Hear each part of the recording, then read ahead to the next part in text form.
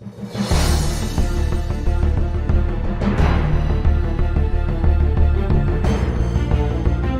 الله الرحمن الرحيم.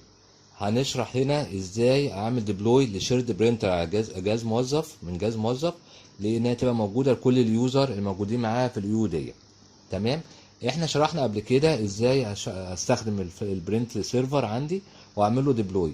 بس انت ساعات بيبقى ودي ان احنا بنستخدمها في برينترات لما بتكون نتورك برينتر، يعني واخده تي بي اي بي، واخده اي بي عندي في الشبكه. لكن انت ساعات بيبقى عندك ماشين متوصله على جهاز معين، فانت لما بتيجي تشيرها اليوزر تانيين بتضطر تتنقل للجهاز الموظف وكده. لا، انا اقدر اعمل ده عن طريق الجروب بوليسي بتاعتي، ان انا باجي على الجروب بوليسي على البرينتر دي واقول له ديبلوي عن طريق مين؟ عن طريق الجروب بوليسي. طبعا اول حاجه هعملها هو انا هوريكم ان انا عندي الجهاز اللي هو اي سي سي 01 ده عليه كذا برينتر متشيره، ده جهاز كمبيوتر عادي بتاع موظف عادي. تمام. فانا هبدا اعمل ديبلوي لاثنين برينتر من دول عن طريق جروب بوليسي. يبقى اول حاجه هعملها يا جماعه ان انا هدخل افتح طبعا الجروب بوليسي مانجمنت بتاعتي. تمام. اهي هخش اقول له طبعا باي طريقه، هقول له جروب بوليسي مانجمنت.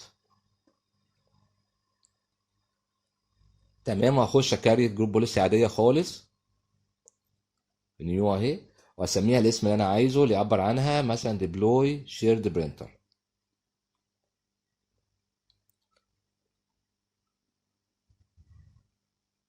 وزودت طبعا اسم الايه البرينتر دي بتاعت ايه اللي هي اي سي سي عشان ما انساش.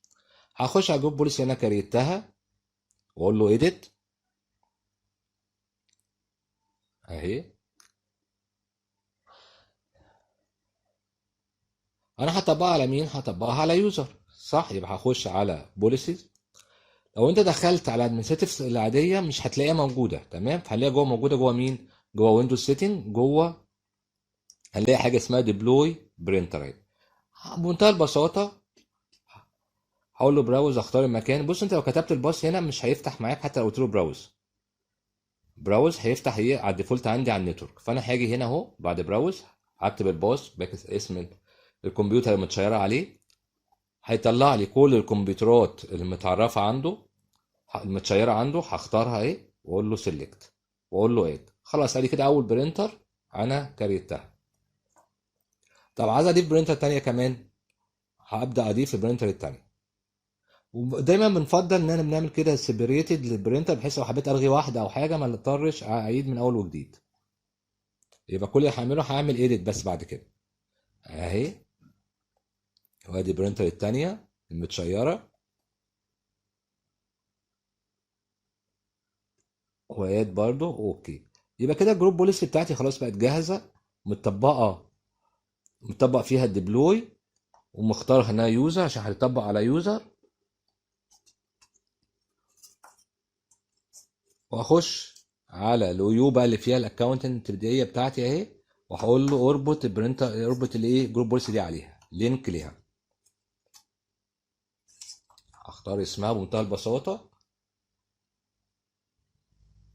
وطبعا عشان في كذا جروب بوليسي فعشان محدش يتعارض معاها لازم اقول له ايه، اقول له انفورسد. بس كده خلاص الاو يو بتاعتي اتطبق عليها جروب بوليسي دي. يبقى كل اليوزر جوه الاكونتنج دي هيبقى متعرف عندهم البرنترات اللي متشيره على الجهاز اللي اسمه اي سي سي 01، ووفر لي وقت كتير. وشكرا على وقت حضراتكم.